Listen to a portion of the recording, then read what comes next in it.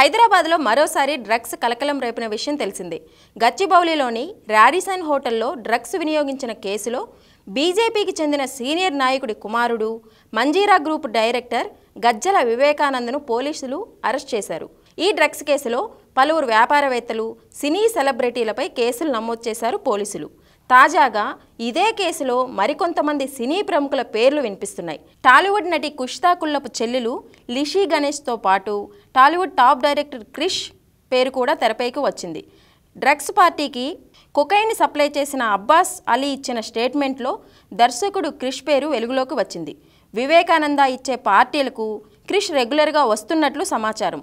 క్రిష్ పేరును 8వ నిందితుడిగా చేర్చారు పోలీసులు. వివేకానంద నిర్వహించిన పార్టీలో క్రిష్, కేదార్, నిర్భయ్, నీల్, లిషి, శ్వేత, సందీప్, రఘుచరణ్ పాల్గొన్నట్టు పోలీసులు గుర్తించారు.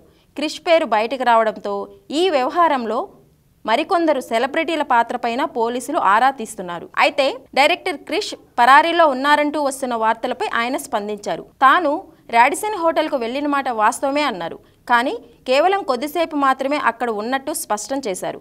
సాయంత్రం 6:45 తాను హోటల్ నుంచి బయటకు వచ్చానన్నారు క్రిష్. ఫ్రెండ్స్ను కలవడానికి మాత్రమే అక్కడికి వెళ్ళినట్టు చెప్పారు.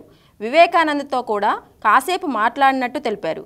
ఇదే విషయంపై పోలీసులకు స్టేట్మెంట్ ఇచ్చినట్టు క్లారిటీ ఇచ్చారు క్రిష్.